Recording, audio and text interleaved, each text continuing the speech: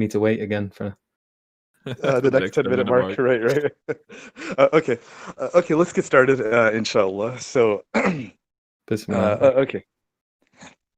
Bismillahir Rahmanir Rahim. In the name of God, most gracious, most merciful. Okay, so everyone, welcome to the our question and answer session here with our guests, Yusuf Ponders and Sir Captain. So this is an event being hosted by the Interlocutor server, and we're going to be hosting this as a discussion followed by a Q&A on the topics of moral skepticism and nihilism. And we have our two guests here, Yusuf Ponders and Pondering Soul. So welcome to our two guests. We're very happy to have you. Alhamdulillah, it's good to be here, bro.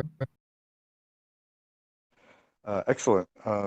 And so what I'm going to do is give you guys a little bit of an introduction to our guests here, so that you know who our panelists are. So, so I'm going to start off introducing Yusuf Ponders first.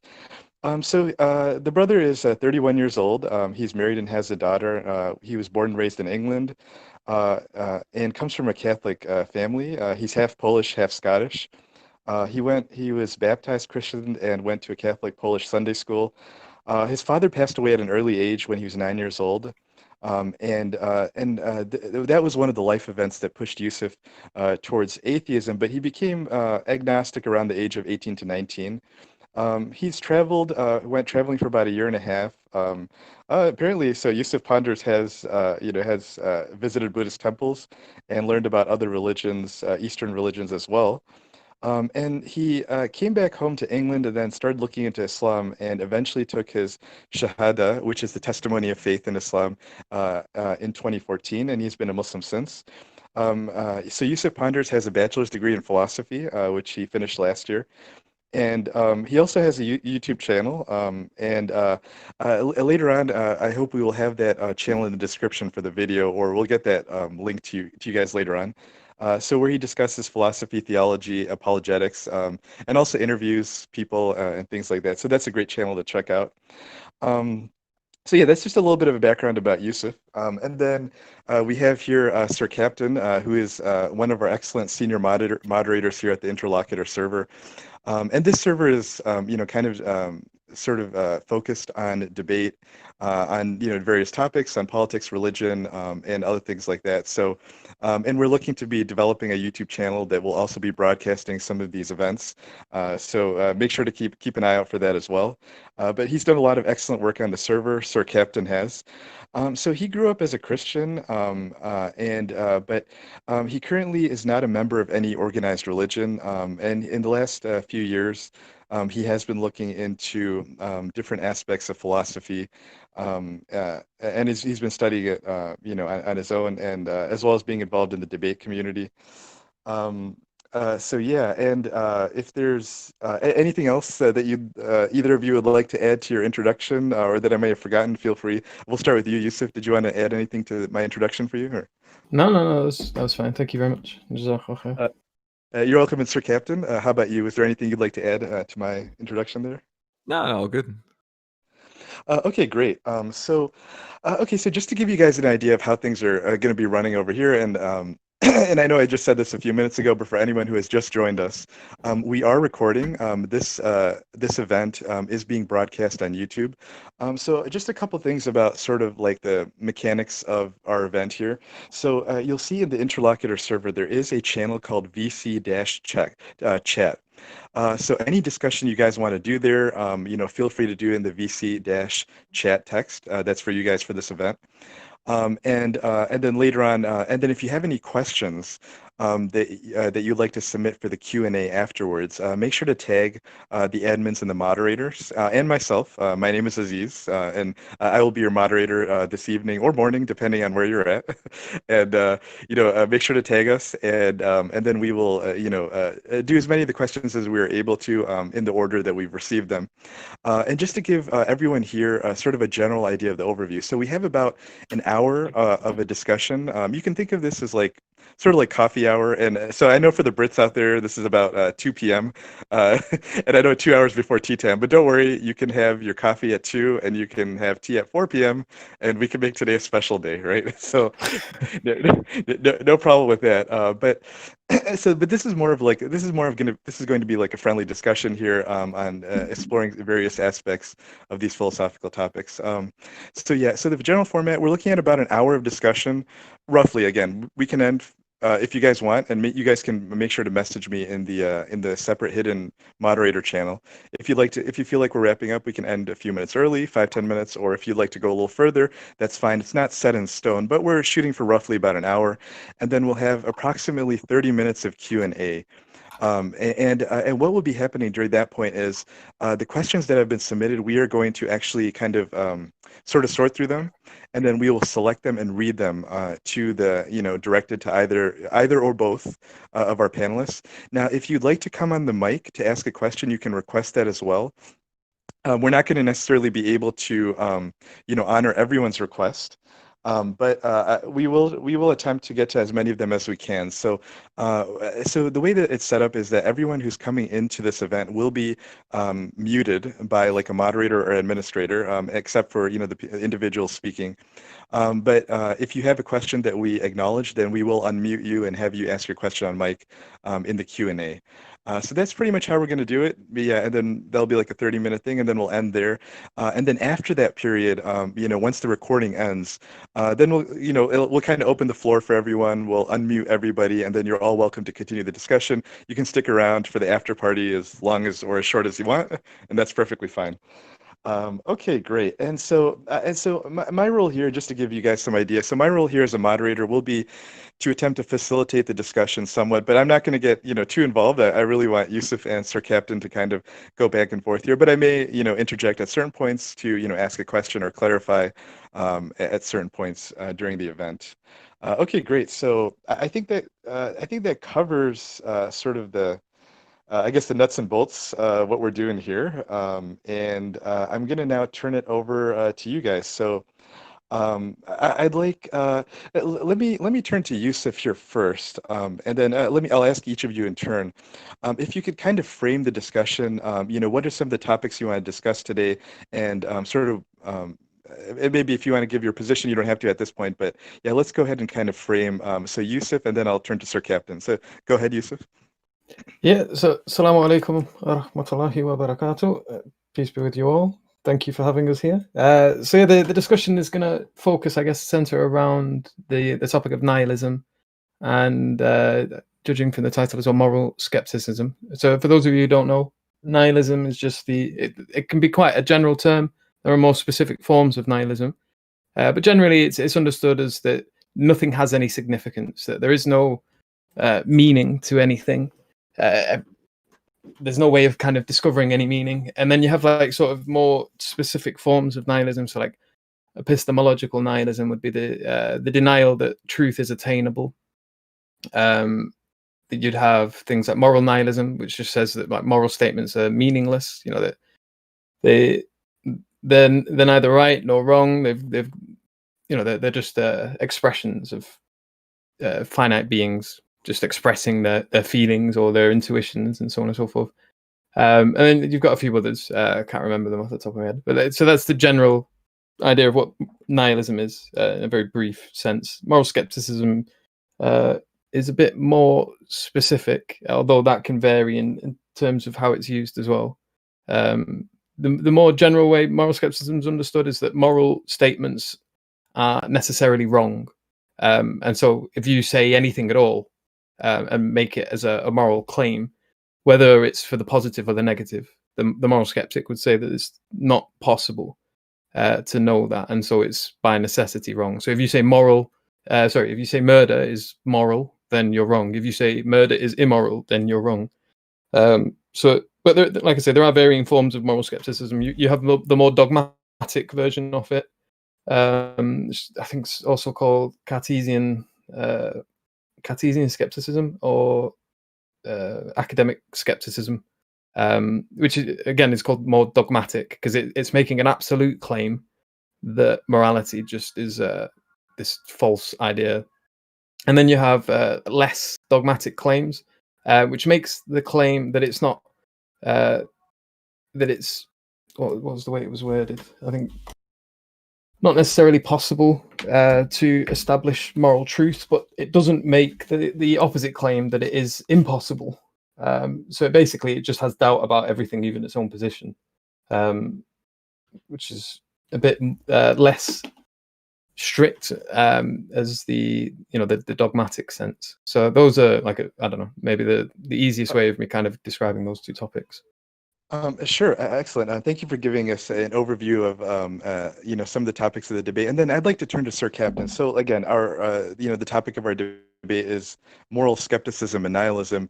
And can you kind of give your perspective on sort of the framing of the issues today? What are some of the topics and I guess areas that you'd like to cover in your discussion with YUSUF Ponders?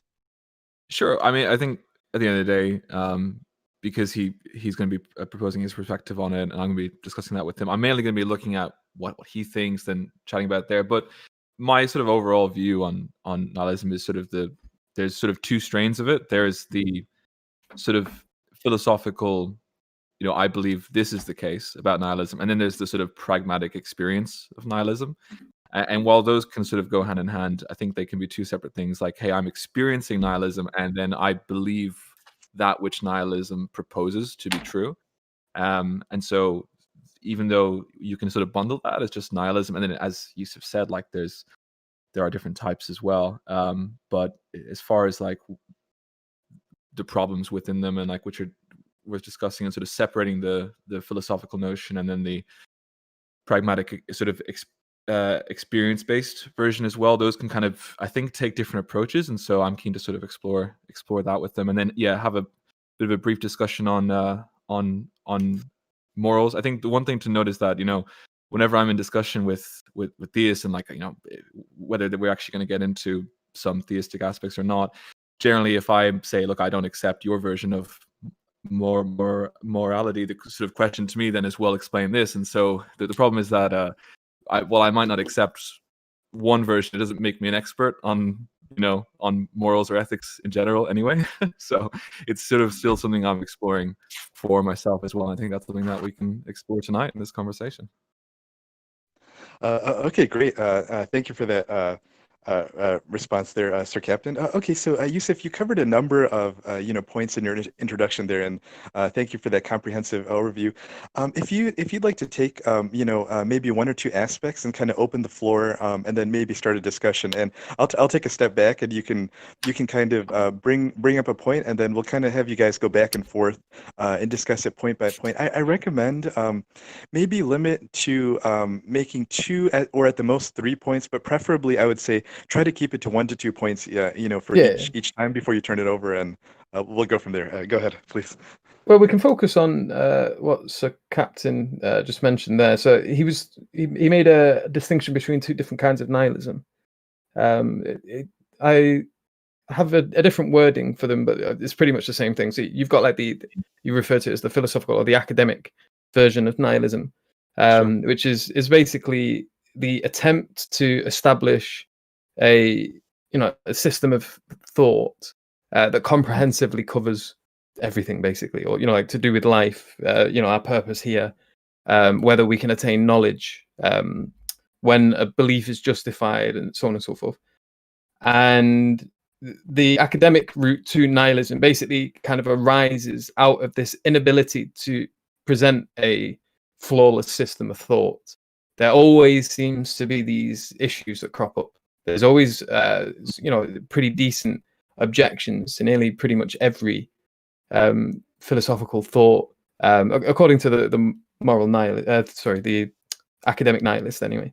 And then the opposite of, or not the opposite, but the other version of nihilism isn't necessarily one that's thought out. So it's not the conclusion of a rational exploration. It's more of an existential exhaustion.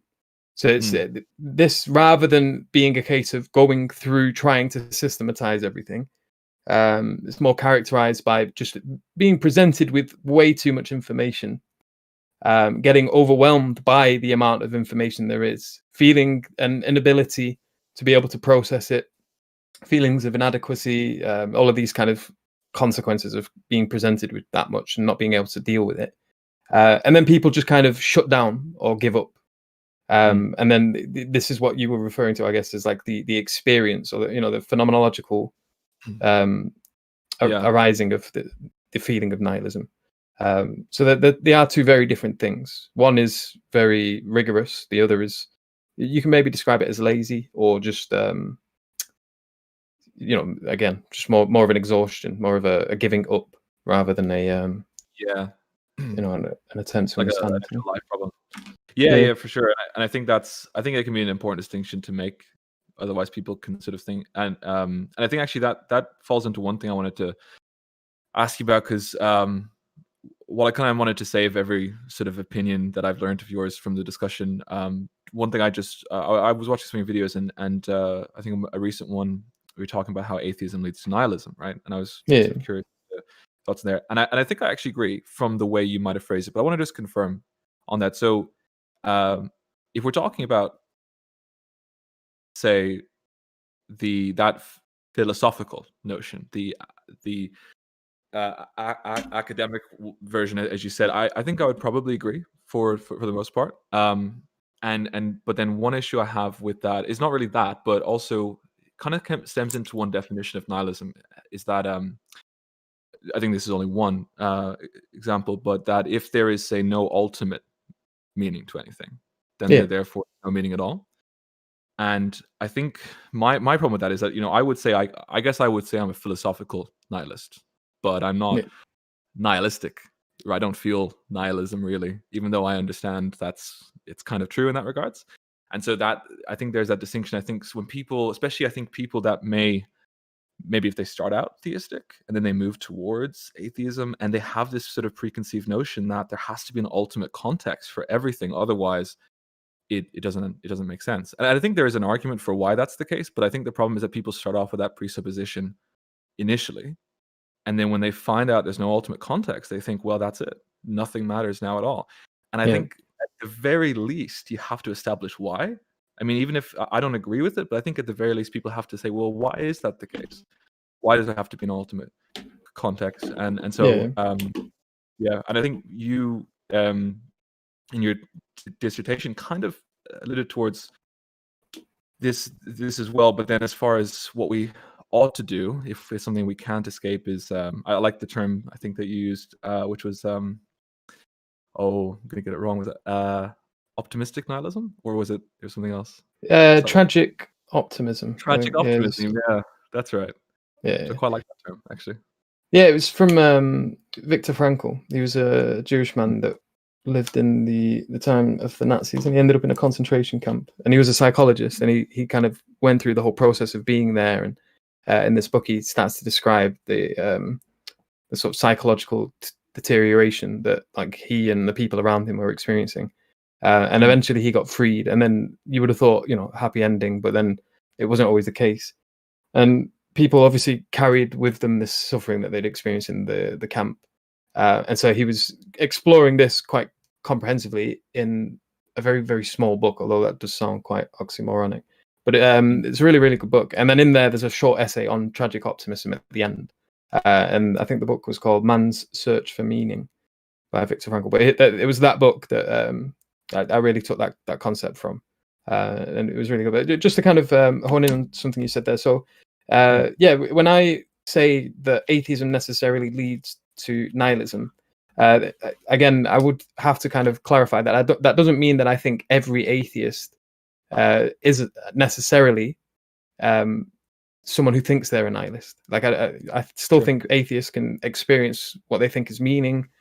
What I kind of hone in on when I say that is just this idea that if you're consistent and you start with certain beliefs, that you get led down this route that leads towards this idea of nihilism, and that's it. If you're going from one to the next, and then this experience of meaning, or being an atheist and then saying, well, I still experience a meaningful life, I would say, yeah, you can do. I would just refer to that as a cognitive dissonance. You're not being consistent in terms of the system of thought that you're abiding by.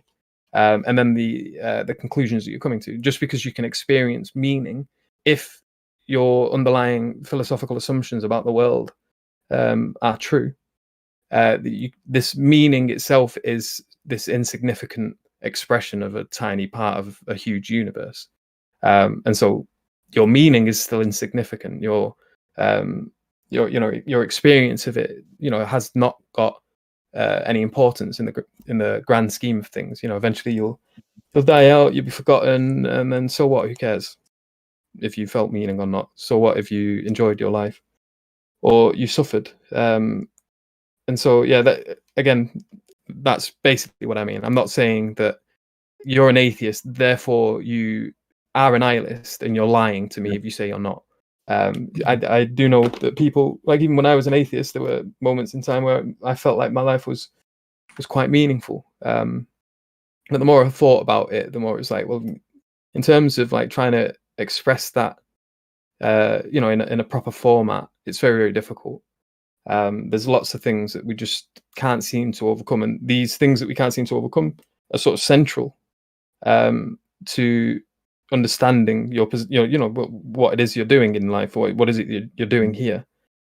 Where do you go, so on and so forth. And then in this book, with what's his name, Viktor Frankl, he talks very much about this idea that suffering is inevitable, that you're going to suffer. So even if you might be feeling like life is good now, eventually the circumstances will change. Life isn't this constant up.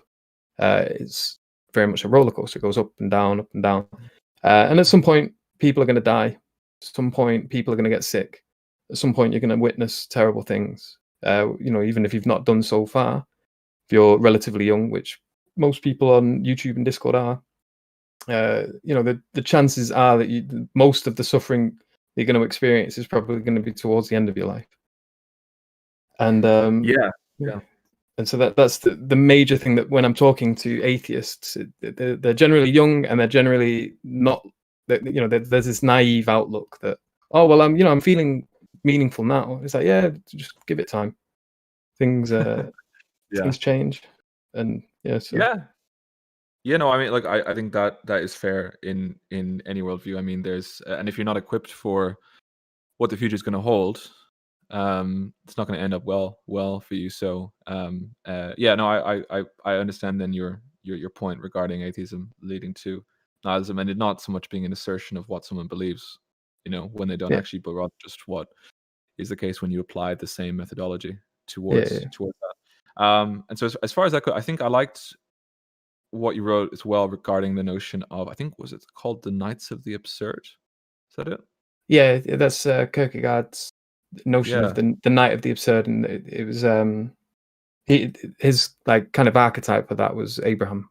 So this character that makes these leaps of faith, which, to be honest, is quite an interesting idea as well, because like for Abraham, even from like the biblical sense, I didn't really see him as much of a knight of faith, because for all intents and purposes, he had some pretty explicit experiences that would have made it less faith, or less of a leap of faith than we make, in the sense that he witnessed angels, he witnessed the destruction of people. Obviously this is presupposing the truth of it. So look, if the atheist doesn't believe, then if he doesn't think these things happen, then obviously he's not going to believe. No, within the confines of the story, I think it also depends what Christian you speak to, because not to delve into another thing, but there is a certain the story of Abraham and Isaac, like, ends up being a common moral discussion regarding the morality of God and and so one of the actual defenses that they give, which ends up being an adequate defense, but it also kind of removes the faith notion, is that Abraham knew that God was going to do it, and so while that serves as an answer towards that moral aspect of the moral problems with that situation. I would agree. It kind of removes the sort of faith notion, and then also, as you said, I guess, like, his prior experience with God, he could even just reasonably assume, like, is God going to do this? Maybe not. From the Islamic perspective, he went into a fire. He wasn't burnt. The people of Lut were destroyed. He was visited by angels who said they were going to destroy it. The destruction wasn't like like we'll just deconstruct these bricks one by one. According to the biblical narrative, it was one hell of a destruction.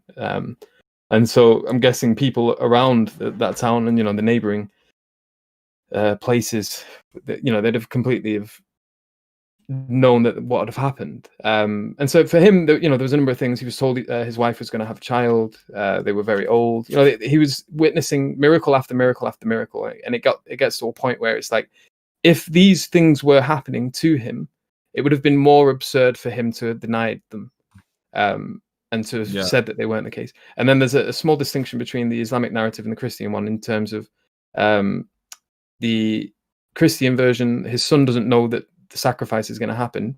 In the Islamic one, he mentions to his son, he says, "Son, I had a dream where I'm supposed to give you up as a sacrifice," and the son submits. The son knows it's going to happen and walks to it willingly, which adds a completely different ethical element to it as well. But I guess the point here is that for someone like Abraham, moral nihilism, just kind of bring it back to the subject at hand, or moral skepticism, just wasn't an option for him. He had these very, very vivid experiences that, if were true and did occur, it would have been very, very unreasonable for him to have denied the one who made him, and then to have denied any command given to him. And then if you keep in mind as well that if he's promised an afterlife, if he's promised to be given his son back, that whatever happens in this world doesn't matter if you've submitted to your God, and he's going to reward you in the end. He's going to return everything that was taken away from you and give you more, with his infinite bounty. Then is it really a sacrifice? Have you really lost anything if you're getting more in return? So it's the sacrifice element comes when you don't consider the afterlife. The sacrifice element of it only arises when you're stuck thinking about this world, and death is an end, and there's nothing after that. At that point, any sort of sacrificial killing would be considered a sacrifice in the strict sense of the matter. But so this knight of faith idea, Kierkegaard brings this up, and he introduces this idea of the leap of faith, and then you get sort of atheist or the more agnostic philosophers, the existentialists, as they start to kind of spawn around the period of the wars in the early 21st century, and they kind of ridicule this idea of the leap of faith, and then sort of fall back into this nihilism. They fall back into this idea that, like, everywhere you look, philosophy is all that it's done is it's just led us down all of these routes that were just dead ends. Like there was this in the early modern period, there was this buzz about the Enlightenment, like things were really kicking off all of a sudden. And there was this sort of naive assumption that reason was going to reveal truth to us, that we were going to figure everything out. And they kind of saw it as, like sort of, you've got this dark room, which is the world. Reason was a torch, and that all you need to do is just to walk around this dark room with the torch, and you will find everything in that room. You'll be able to completely navigate it, to map all of it. And then as the time kind of went on, this kind of naive approach to reason, this naive assumption that reason was going to, reveal, so it sort of give us God's knowledge, so to speak, because there was this assumption that reason would kind of reveal truth to that degree to us, that we'd be able to eventually discover everything. As time moved forward, instead of doing that, the room got darker. The battery started to dim, and things became more difficult, and even reason itself became unjustifiable. Like how is it that we're justifying reason? How do we justify that without recourse to reason? Because, for example, you have the whole the Cartesian circle. So Descartes justified reason by referring to God, and then after referring to God, he used reason to justify. He used God to justify reason, but he'd used reason to justify God. So there was this circular motion: A, therefore B, therefore A, therefore B, therefore. And so people critiqued that, and then got rid of God, with the this whole idea of the death of God, or the loss of faith in Western society. But they didn't get rid of that circle. Instead of it being A, therefore B, therefore A, therefore B, they had A, therefore A, therefore A, therefore A. Reason justifies reason, or you make a recourse to intuition. And you say, no, it's just is the case. But then more issues arise out of that, because they started using reason to explore the world. They started coming up with these ideas of like Darwinian evolution, this idea of one common ancestor. These ideas of materialism, of naturalism start to crop up, which start to undermine the very idea of logic and reason as well. Because if you are a being that developed from a microorganism, what is it that we're referring to as reason and logic here? Is it how do we describe it ontologically in the sense that what's its being? Is it something that develops with the human being? And if it is, then is it not something that evolved with us? And if it evolved, does that not mean that reason and logic changed as we changed? And if reason and logic changed, then how can we talk about logic and reason as if we're discovering these like sort of eternal objective truths? These problems start to arise. And then if it is something that changed, it means it was different in the past. And then as we continue to develop into the future, reason and logic will continue to develop with them. And so this idea of reason and logic being something that's going to elucidate truth to us becomes this weird thing. Well, how do we now reconcile it with this idea of it being something that developed with us? Because developed things change. And what does that then do with our idea of truth? Because if we're assuming that truth when we discover it is, whatever is true now is supposed to be true forever, how do we deal with that if this concept of development is implemented there? So these things start to give rise to this epistemological nihilism. How is it that we know we're dealing with truth? And then you've got this idea of, if you don't want to say it's something that developed with a human being, what are you saying it is? Is it this transcendental property? In which case you're no longer appealing to naturalism. You're no longer reducing things to the physical world. You're appealing to something, for all intents and purposes, supernatural, which is something that people that incline towards naturalism and so on and so forth generally are trying to escape. Yeah, and it gets really weird at that point. It's like, well, what is this thing? And then you look at it's like, right, so we're evolved beings. Did our cognitive abilities develop in order to show us truth? Like, why are you assuming that during this process of evolution that your sensory apparatus was developed in such a way as to reveal the truth about the world? Especially when science is telling us the world is nothing like we perceive it. You look at your table and you say this is a solid object, but like 99.9999, however many nines % off your table is empty space, because the atoms that make up of it are mostly empty space. So there's this another type of nihilism. Exactly. Mereological, I think. I'm not too familiar with the word, but it's not super relevant to your typical nihilism, but it's kind of to do with the notion that there's not really like all the objects you're seeing are not actually single objects, but they're made up of many things, and sort of it's a bit weird. Yeah. Well, this kind of links into this idea of like, well, what is it like when I look at, say, my computer, my keyboard? I'm seeing all these distinct objects. But the only reason I'm seeing them as distinct objects is because I sort of impose an identity on a particular part of reality, and I have concepts that relate to it, and so I see it as an individual thing. But there's no without so without the human being, or not necessarily just the human being, but without the subject to be able to distinguish objects from each other, just from the quote unquote the objective perspective, that is the subjectiveless perspective. Funnily enough, the perspectiveless perspective. These objects are not distinct. There's nothing necessarily that separates the atoms from the keyboard to the things around it, the air around it. You just end up with this huge cosmic soup. And the only thing that seems to be distinguishing separate objects and things from one another is when you sort of have this weird idea of whatever the conscious subject is inside of this cosmic soup, looking at things, making them distinct. But then this distinction is imposed on the world by the subject. It's not necessarily that these objects are separate, that everything in my room can be considered one thing, which is what this sea of energy, these opposing forces that... Yeah, you got it perfect. So So if I could just jump in here. So those are some great points you made there, Yusuf, and some very interesting and deep philosophical insights. So I want to turn to Sir Captain now, and just kind of maybe phrase the question to you. So Yusuf went over some topics here regarding reason, intuition, also relating to evolution and naturalism, and things like that. I wanted to ask you, what are your thoughts on sort of the justification for reason, and what do you consider intuition to be, and how do you see that in the light of evolutionary theory and naturalism? Sure.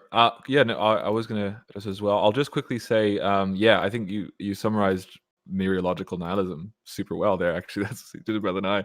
But yeah, it's sort of what you just said, Yusuf. Pretty much, it it kind of puts the notion of externalism to the test and says, is this really how things are? Even though there's a lot of kind of obvious things where we can say, oh, our intuition's wrong. Like, oh, look at this optical illusion. We know it's not actually moving, and we can say, well, we know that, to a degree our senses aren't reliable. But there's kind of a lot of things we do think, well, no, that's the case. Like, objects being individual things separate from other things, and so yeah, when that gets into question, it gets a bit weird.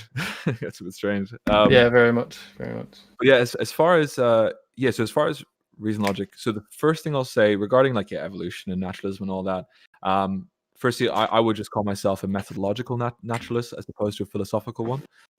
In just that as far as pragmatically experience the world as if it's all natural when it comes to the mind and all that. I don't really know. But yeah, I wouldn't assert I definitely wouldn't assert philosophical naturalism. And then yeah, as far as what you said about evolution and all that, with if we just accept for a moment evolution's true, yeah, the really interesting notions hey, if consciousness is emergent, what does this mean for these faculties we have? And I won't go too much into that. My general idea of that is that it's not so much the faculty. Well, this is a bit tricky. It's sort of it's not as so much the well, I suppose the faculties themselves, if faculties means the thing that's actually held by humans, that grows. But I think the concepts that the faculties point to themselves don't necessarily change. It's more that they're discovered. But again, I think that's a bit of a rabbit hole to go down that notion, and probably it's a tricky one. But what I will address quite confident on is the notion of essentially the epistemic warrant for reason logic, and it's one I quite enjoy talking about, especially when I'm having to debate precepts, Christian precepts. That's always fun. Yeah. And actually, this stems into what you said in your dissertation about faith. And so now I'll say firstly, I have an issue with the word faith, but I agree with the concept you're proposing based on faith. I completely agree, right? That the notion of the leap of faith, right? And it's sort of to say, and you might agree, is that it's when there's no reason, right? It's to sort of believe something without this reason.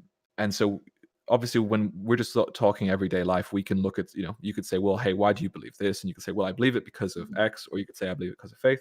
But that's different to the sort of epistemic faith that you're proposing, which is more like a necessary faith, like a faith that's unavoidable, right?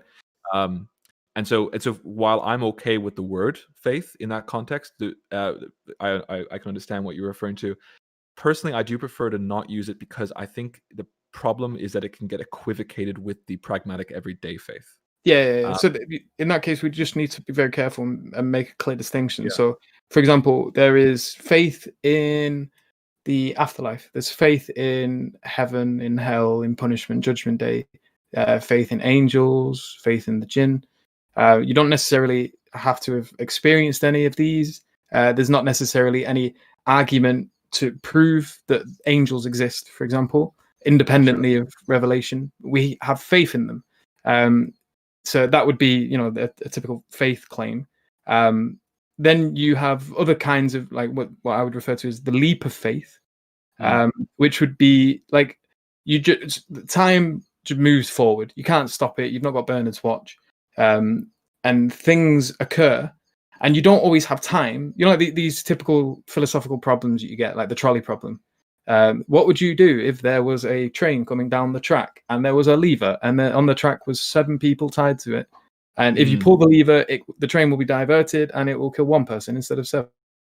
And then you get these seminars of 20 teenagers kind of sat around talking for 2 hours about what they would do and then kind of bouncing off each other, which is really fun. But it's different than what they do in the actual moment, because in the Exactly. moment they don't have 2 hours to talk about it. Exactly. You've got a moment and you have to react, and you have to react intuitively. And it's a good analogy for how life is. There's many times you just have to react. You just have to go with your quote unquote gut instinct. And what direction are you going to move in? Are you going to make a leap of faith in this direction? You're going to make a leap of faith in that direction.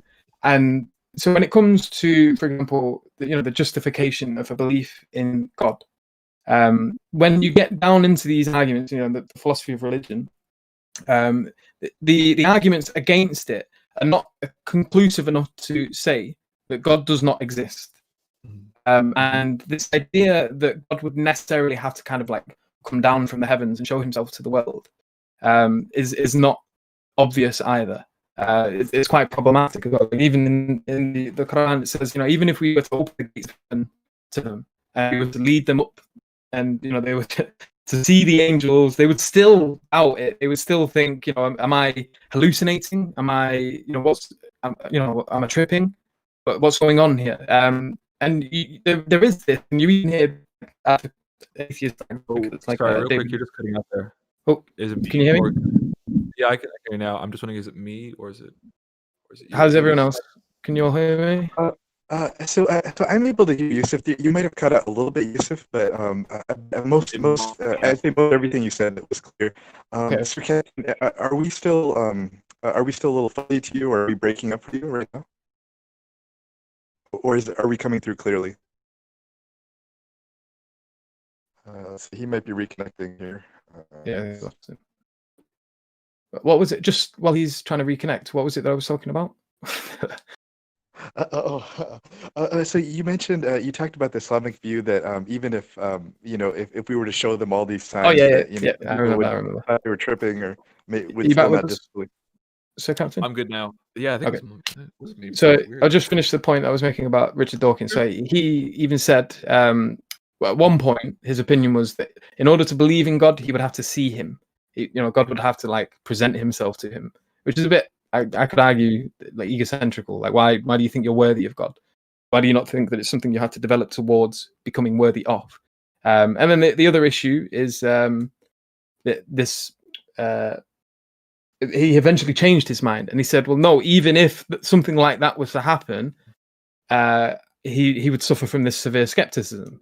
Like, how can he be 100% sure that what he is experiencing is actually God? And, this, if you're assuming that God does exist, what are you expecting to happen? Like, how much needs to occur for you to become convinced?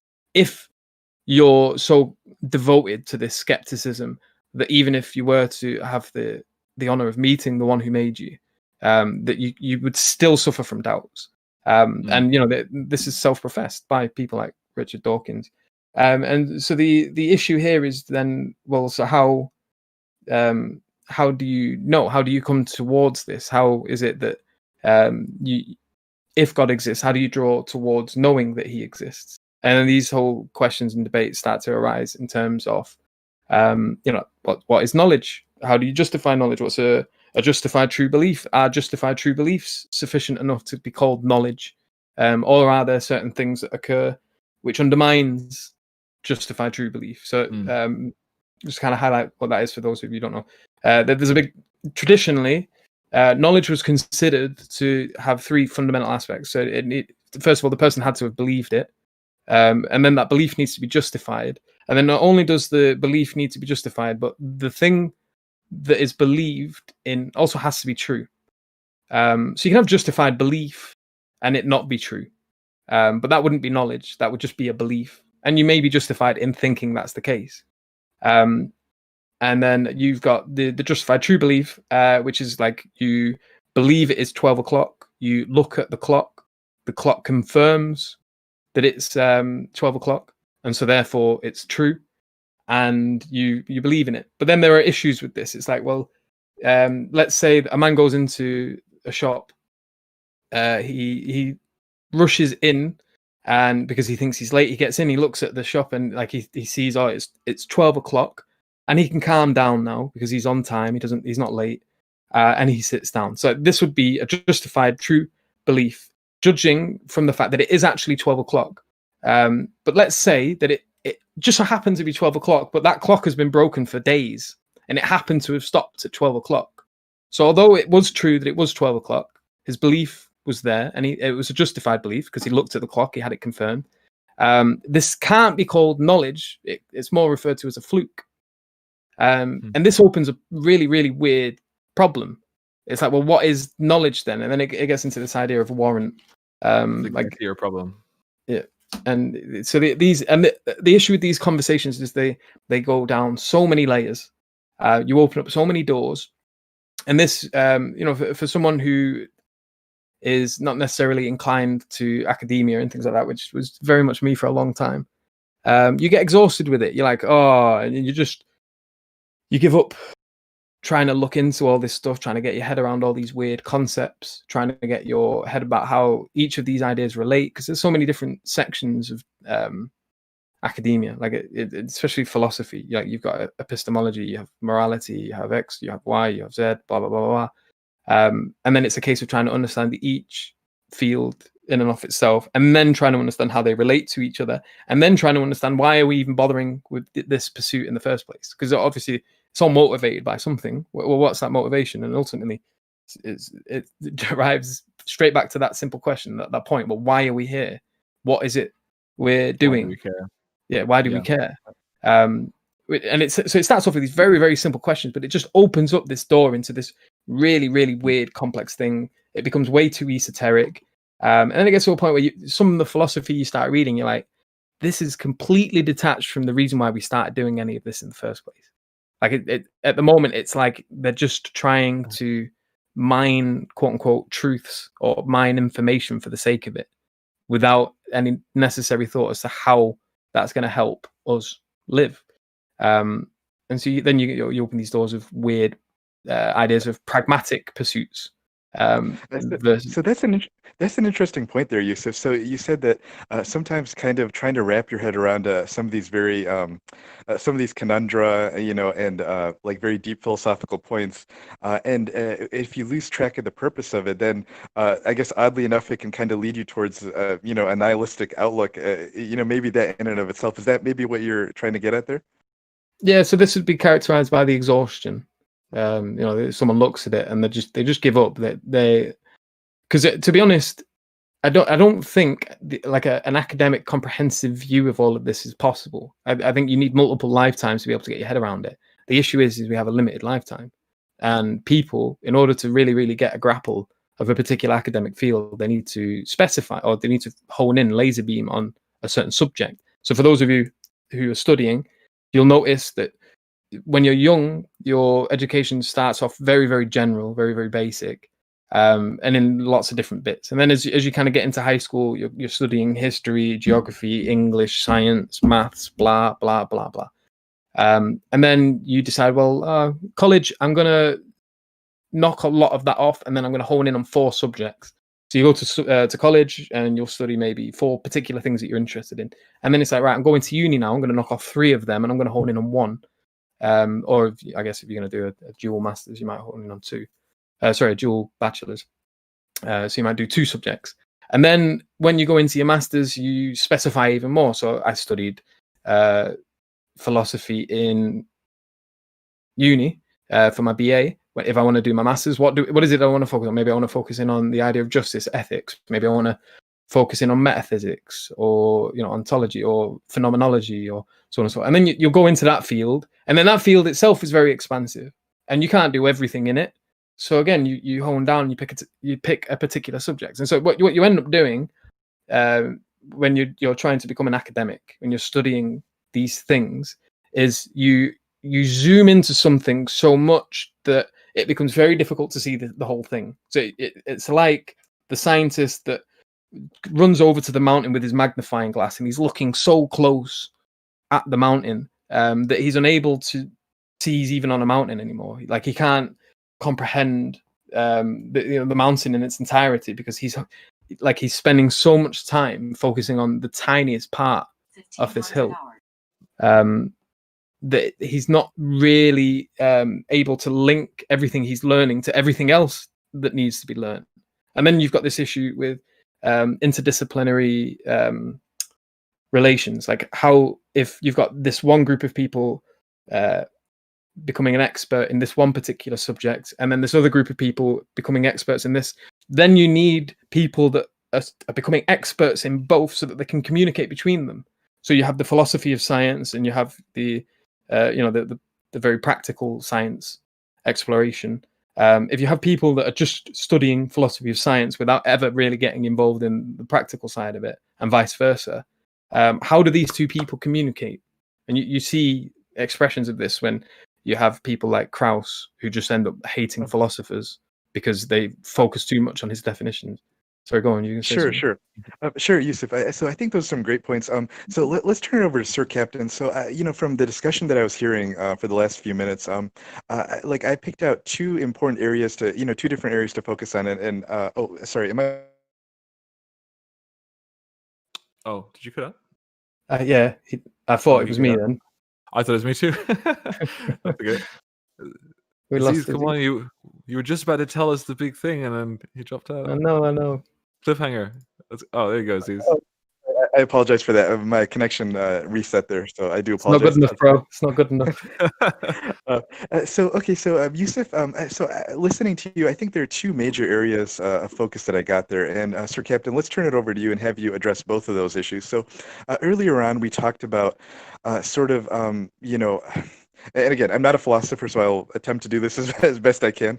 In terms of how do we trust our senses, and from sort of like an atheist or agnostic, skeptical perspective. Yusuf Ponders talked about with the case of Richard Dawkins, that he said that even if he were to see evidence of God, he would still be skeptical. And and the thing is, you can question, well, is what I'm seeing actual reality, or am I hallucinating, and things like that. So I wonder if you could talk about kind of teasing out, from a philosophical perspective, how does one go about, trusting in terms of like the sensory data that you receive, and from a skeptical perspective, hypothetically speaking, if there were things that a person would see to indicate like something supernatural or divine beyond our universe, how would the skeptic process that information?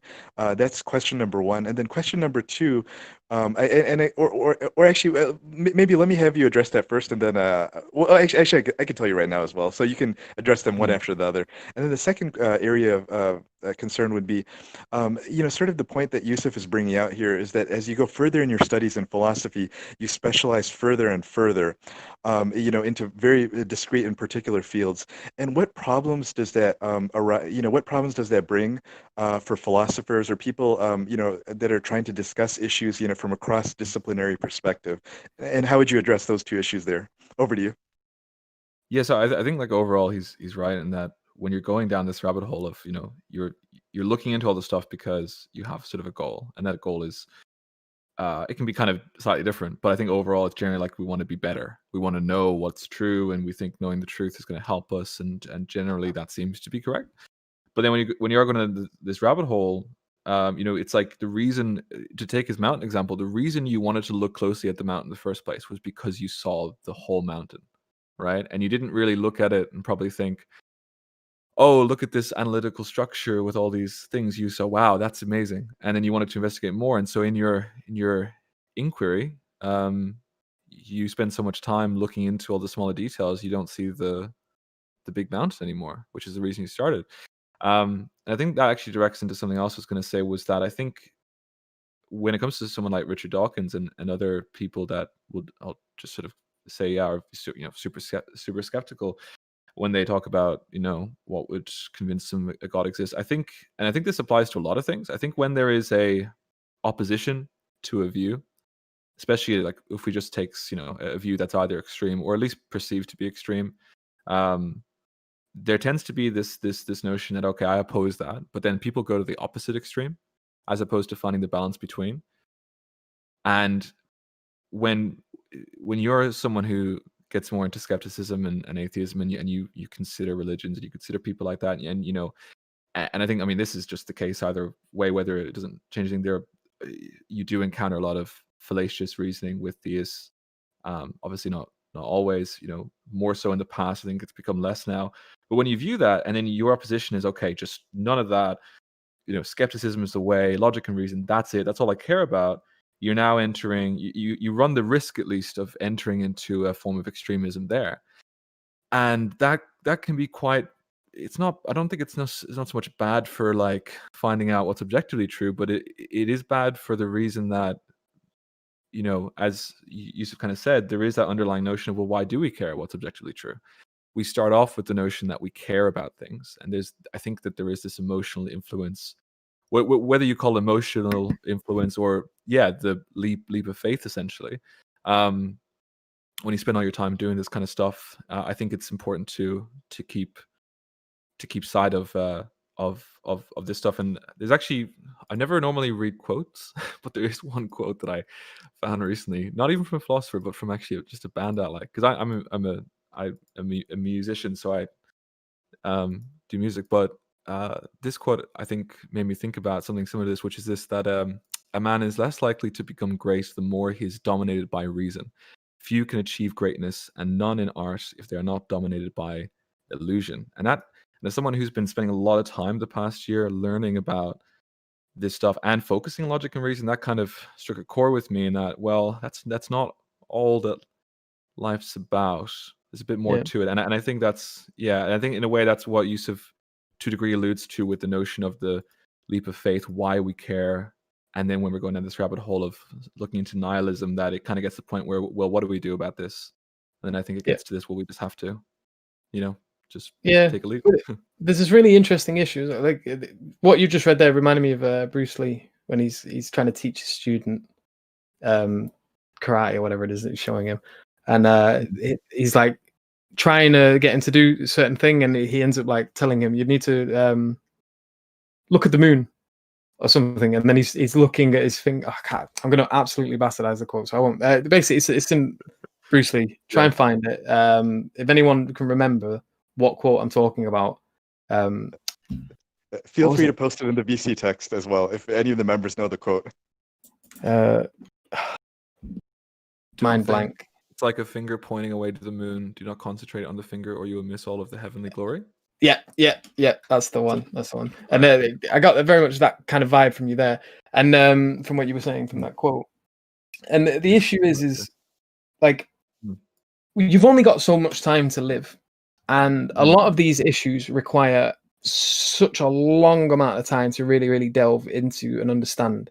Now, kind of honing into this idea, from an atheistic standpoint, if you've got this one life, and the YouTube video by Kurt Kazat, or however you pronounce that bleeming word, they did one on optimistic nihilism, and using a quote that they made in my essay for the Sapiens Institute, but they said the following: you only get one shot at life, which is scary, but it also sets you free.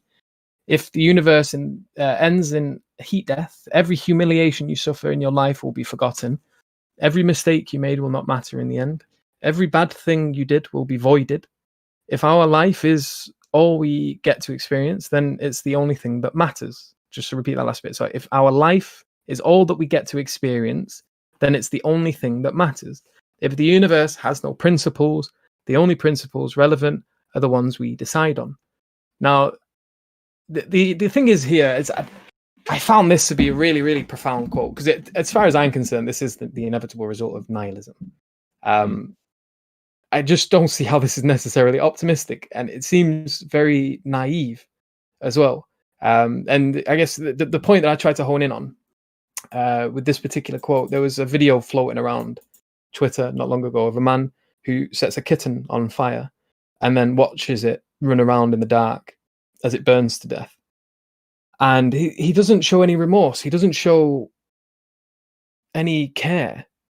And I was trying to think, what would he think if he watched this video on optimistic nihilism? So just repeat, every mistake you made will not matter in the end. Every bad thing you did will be voided. If our life is all we get to experience, then it's the only thing that matters. That is, the only thing that matters is our life. So the question here is, well, how do you move from this then to then making it necessarily the case that you should care for other people or other animals or other anything?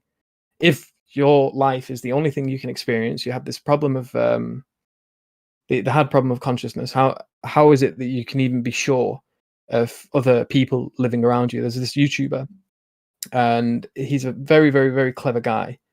And he reasoned himself into a psychosis. Like he got really weird. He started making videos without his top on, and he referred to it as peacocking. And he was and it just seemed really random. It's like, why have you even got your top off? It doesn't make any sense. And then someone eventually asks him, and then he explains that it's just peacocking. He's trying. It's to do with aesthetics. He's trying to paint a particular image, and that adds to it. And then he just doesn't. He completely neglects it as if it's completely normal when he's making his videos, and he goes over these really interesting subjects. And he's convinced himself now that, like, he's a super solipsist. Basically, he's convinced that he's in some sort of computer program. Nothing else exists. Everything is for him, or being made for him, and the only escape is suicide.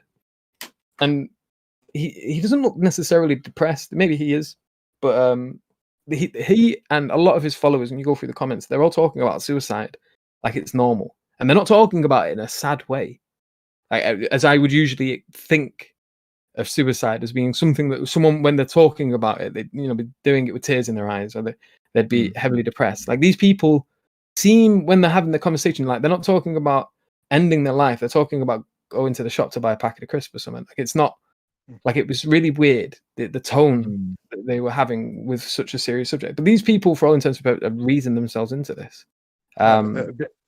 So that's a pretty interesting point there, Yusuf. I want to just turn to Sir Captain right now, before you continue on that point. Sir Captain, now it seems that we're kind of talking about optimistic nihilism. I'd like you to tell us. Can you tell us, like, what do you consider?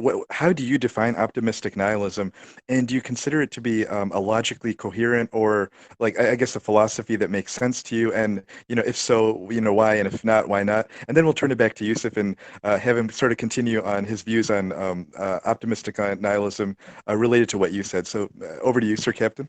Before you do, I just want to apologize for rambling as well. If at any point, because it's such a big subject, sometimes it's very difficult to take it down a particular path, because it's more like a cobweb, and you're trying to explore the whole thing.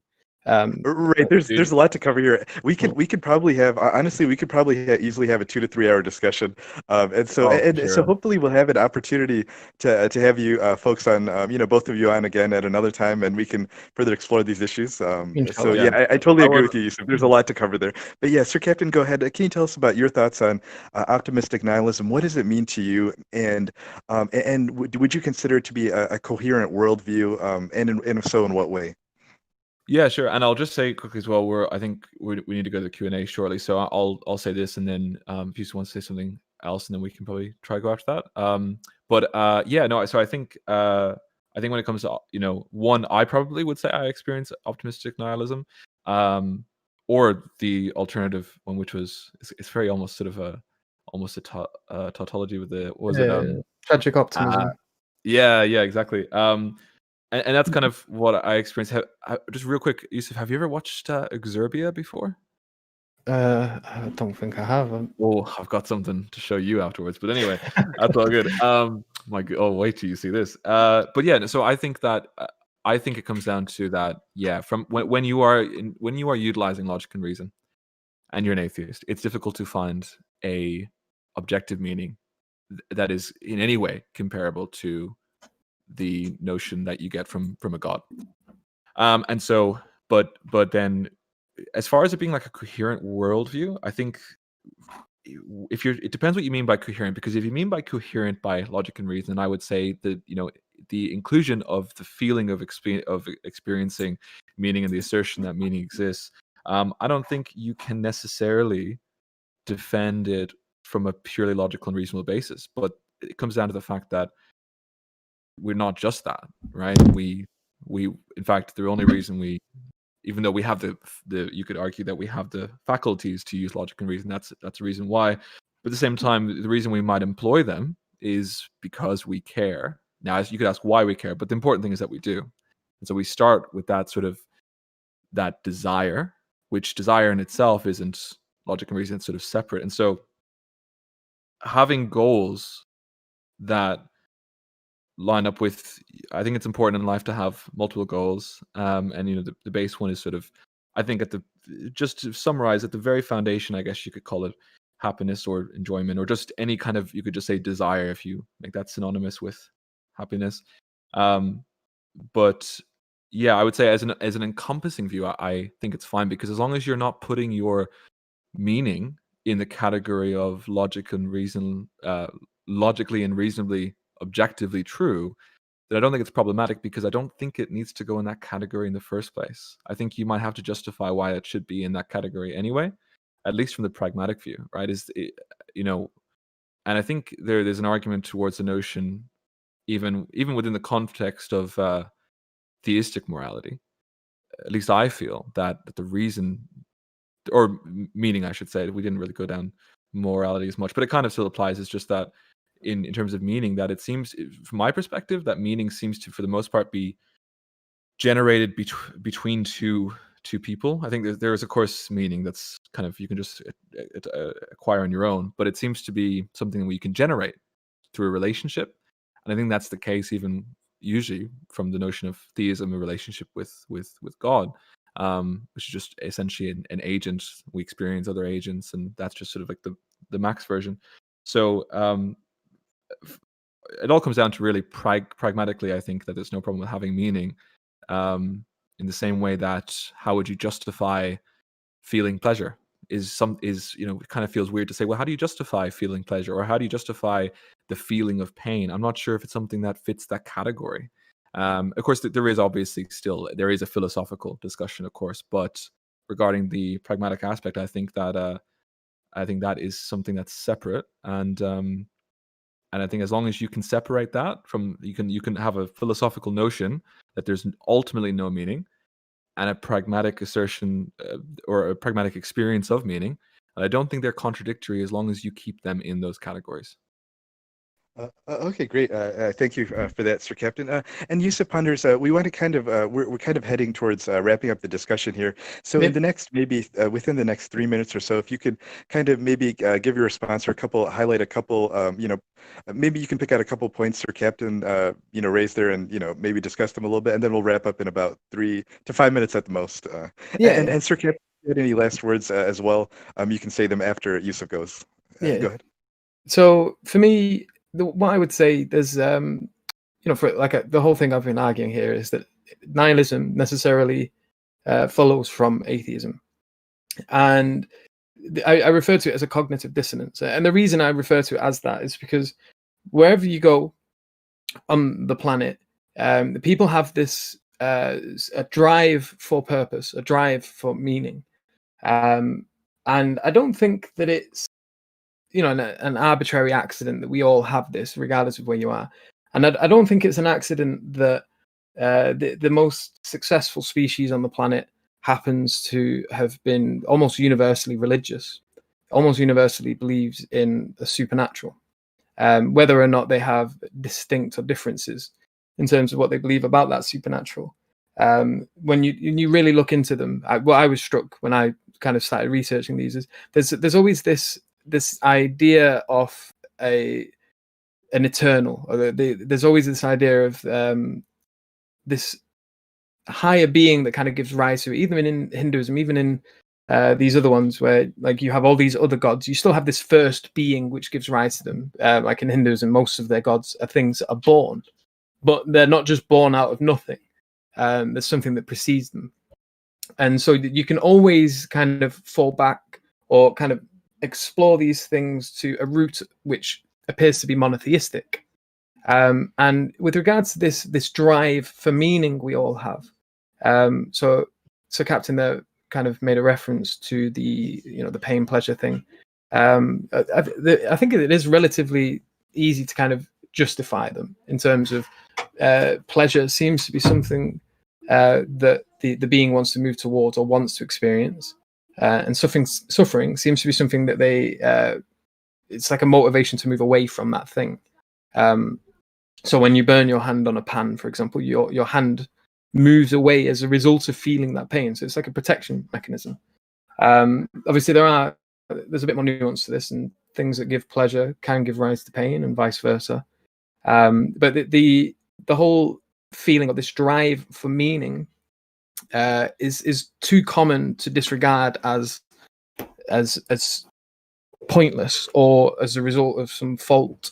And I think that it's necessarily problematic to move from the perspective that we have with this drive for meaning to then make this jump to what I keep referring to as the perspectiveless perspective, or the objective, which is to view the world as if from the perspective of a disinterested God, which then gives rise to this conclusion that everything is ultimately meaningless.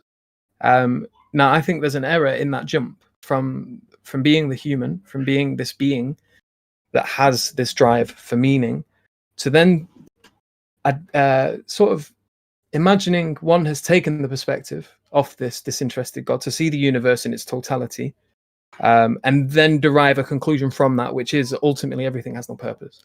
There's a number of huge jumps here. So you've got the jump from the subjective to the perspectiveless perspective, or the perspective of the disinterested God. Is, how this is a really weird jump, and it often gets really neglected when we're talking to atheists about this kind of thing, that this move itself, the first step towards the objective principle, it's very pragmatic when it's used in the scientific method and you're exploring the natural world with it and you're finding out particular things about particular things. But then when you make this jump from the natural world to the realm of meaning, to the realm of purpose, which is mainly a relational thing. So it's not necessarily got like objective characteristics that you find in the world like a rock does or like a tree. But it's something we experience nonetheless, and it's integral to pretty much every human being. Even the most evil people find meaning in the evil things that they do. Hitler was very driven by meaning, despite him being a very, very evil character. Meaning is almost the base principle, the foundation of all human beings. And this atheistic move to the point of view of a disinterested God, and then to derive conclusions about the universe from there is a fault. I would say it makes much more sense when you look into these, and I would advise people to not just focus on one religion. Obviously, there are many religions, and you can narrow them down by the fundamentals. So you can think of things in terms of monotheism, polytheism, paganism, pantheism, and look into it from that perspective, and you can start to narrow things down and slowly move towards something that's coherent, something that jives with your nature, your being. And for me, this ends up kind of correlating with the Islamic concept of the fitra.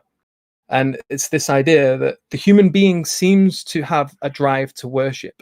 And this drive to worship is connected to its sense of meaning. And again, this is related to people's relationship to other things. So Captain alluded to one person to another. And, from a theistic perspective, if you aim yourself at God, and you do so successfully, because not everyone who aims at God necessarily does so successfully. You end up with hypocrites and so on and so forth, who they go off the mark and they're not really aiming at it, although they might seem to. So that we have this drive, we have this need for purpose, and we also happen to have a need to worship. Now, we can do that with towards God, or we can do that with other things. So you end up with this huge issue we have at the moment in the secular world with worshipping celebrities almost. And they wouldn't necessarily refer to that as worship themselves, but when you look at it in terms of, well, what is worship? Is it necessarily just bowing your head and putting your head on the floor like when Muslims pray? Is that even how Muslims see worship? No, we see it as a very comprehensive thing. Every act can be an act of worship. When you give charity, that's an act of worship. Worship is that which you do for the thing that you value the most. And when you think of it this way, if you happen to value a particular role model or a particular celebrity or a particular person or a particular thing, all of your acts that are in purpose of that higher value becomes an act of worship for that higher value. And for me, as I was kind of exploring this idea, and looking at it, and then looking at how, say, the Buddhists behaved, how the Hindus behaved, how the Christians around me behaved, how the Muslims behaved. This principle seemed to be across all the boards. And then you look at the atheists, and they don't seem to escape this. The secular world is riddled with worship, just not in the typical sense that the word worship is usually understood. People hear the word worship, they think like, the physical act of praying. But when you start to kind of open up this idea of worship as being more comprehensive, as being more applied to the idea of that which you do for or towards the facilitating the relationship between you and that thing which you value the most, meaning arises out of that. And there are healthy versions of it and unhealthy. And obviously this is my opinion on the matter, and it's my sincere opinion. I'll finish now. And it's the best attempt that I've made to incline towards truth. As far as I am concerned, Islam is the truth. Allah subhanahu wa ta'ala is one, and he is the only one worthy of worship. And anything less than that gives rise to a lot of issues that can only become overcome if one inclines towards that which he was made to incline to in the first place. We were made to worship God, and to him we all return. Thank you very much for stating your perspective, Yusuf, and giving us a very clear elucidation of that. I know we started with you, so just out of interest of fairness, I do want to give Sir Captain the ability to have I was expecting to anyway. So, Sir Captain, if you could wrap up within the final statements, your final thoughts on the topic in the next 2 to 3 minutes, and then we'll start the Q&A. Yeah, sure. It's just one quick small thing, was just regarding what you said about pain and pleasure. I totally agree with what you said in terms of like how you said you can justify it. Though I would consider what you said more just like describing what it is. And so what I meant by justify was more justify it through a logical framework when it's not actually a logical thing. And so it was just making the distinction between, hey, there are things that we exist, there are things that we do and things that we care about which are not operating from the logical framework, which is stuff like emotion and kind of direct sort of intrinsic experience like that your body might experience. But yeah, with what you said about that, I would agree that the humans do seem to have this intrinsic desire to find meaning and to worship. I wouldn't use the term, but I appreciate the way you clarified that when you said worship, you sort of it would also apply to things that wouldn't necessarily be called worship, but the underlying mechanism to sort of worship seems to be a fair word. And so the thing is, and I think some atheists forget this, right, is that if you're an atheist, whether it's the case that you believe religions are false or you just don't believe that they are true, and you maybe don't have some opinions, even if that's the case, you necessarily have to believe some religions are false, right? That has to be the case because they can't all be true.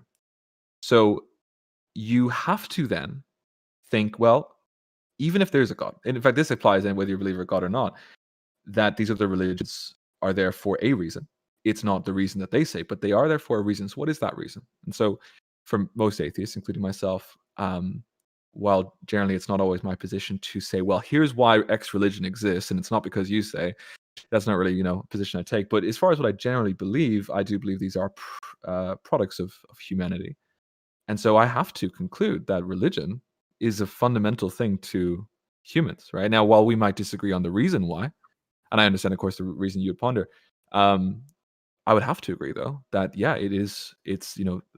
religion itself at least seems to be fundamental to human history. Though I would say, though, I don't think it's necessarily religion itself or necessarily the worshipping of a deity, but I think there may be some underlying mechanisms which just seem to commonly, or at least have done, lead to that being the case. And I think that's demonstrated by the fact that in the same way you can have that type of worship in a secular view, but not towards a god, demonstrates that the underlying mechanism itself isn't intrinsic towards a god. And I say that from the person's perspective, not that it's, if you believe in God, obviously it's been placed there from God, but just from the human view, from the human intrinsic perspective, that it is just that you have said mechanism to worship X.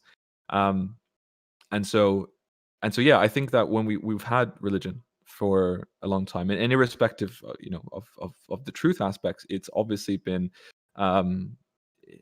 incredibly pragmatically valuable, and it is, especially now that we're in this time, interesting to see where things are going secular wise. I would, so the way I see it is that if I could be shown that the world simply could not operate without religion, and we would generally be better off with it, then I would have to say that's probably a great idea. Now, I personally think that the fundamentals of what makes religion pragmatically good can and have been utilized without religion, that the components that actually make it good, you can keep said components and remove it being a religion. And I think that's what's happening in the secular society. But I do agree that when it comes to the notion of meaning, the God proposition seems to always have a bit of a stronger kind of instigation towards it. And so, yeah, I think there's a lot more to unpack with all of that. And it's a bit of an interesting time to sort of think about how these problems affect us, how we fix them, what's the best course of action, how often should we employ logic and reason? Should we always employ logic and reason? Because why do we care about it in the first place? And considering our goals and the bigger picture. But I'm sure we can probably have a discussion on that sometime, which would be good. Yeah, inshallah. Okay, great. Thank you very much. So we'll close there the discussion portion of our our event here, and and I do appreciate both of you for the perspectives that you've shared. We're moving to the question and answer right now, and so we have about 10 questions here that have been submitted. I don't know that we're going to be able to get through all of them, so we may end up doing a few less than that. We'll see. I do request that, so I'm going to, I will direct the question to one or the other or both panelists. If I direct it just to one person, I'd like you to try to answer the question as best you can within 3 minutes or less, if you could kind of make it brief. And if it's kind of a long topic, then you can maybe give like the listeners a reference and say, check this resource, or, check this video of mine or something like that. But if you can, try to keep it to 3 minutes or less, for each of these questions, and we'll get started. So the first question here, so this is from Iro, and this is directed to YUSUF Ponders. Question number one, for a Muslim, how do we tackle nihilism from a theistic perspective? If Allah subhanahu wa ta'ala says that, that we are, merely servants, or in some sense that, we're really nothing of value, like not. Again, the way that the question was phrased, that we are nothing, but I think what the questioner meant was that, like, we are quote unquote nothing, not that we're physically nothing or literally nothing, but that we're so small and insignificant in the vast cosmos of creation, and we're just very simple servants of God. How do we view nihilism from that theistic perspective? Well, with regards to this idea of being quote unquote nothing, it's relative to how you're approaching it. So in comparison to God, we are nothing. In comparison to ourselves, and say the position that we hold now to the position that we hold in the afterlife, we can either be much more or much less. And the difference between our current position, where we are now, to where we end up, that difference is significant. So if you, for example, end up in paradise, and you're one of the highest ranked there, there's a massive difference that's very, very significant from this life to that life. And it's the same if you end up in the hellfire. There's this huge drop in your significance in terms of like the life you were living before that and after. So with regards to how we would combat nihilism, it would just be by drawing closer to Allah subhanahu wa ta'ala in order to kind of raise our rank rather than drop it. And that would be a method of overcoming this. Now, the issue that the West had when they became more secular, as kind of Nietzsche put it, was that they ended up having to deal with nihilism because they made truth such a high value, one of the highest values that they held. You could argue that it even kind of went above their value of God. The issue is that I kind of alluded to this briefly when we were talking, that it was naively done on this idea that reason and logic and truth were these principles that were going to kind of give us the view of God. And we thought that simply by putting these values above God, that we would somehow achieve that. and that being put above God was characterized by the quote unquote the death of God, as Nietzsche put it, which then developed from Christianity into science. And funnily enough, Nietzsche refers to science not as an opposition to Christianity, but the corpse of Christianity. So he refers to it as the remains of what left of Christianity after the death of God. And these higher values of truth, reason, logic end up undermining themselves. And the reason being is because the reason that motivated putting them to such a high value in the first place was unjustified. It was naive.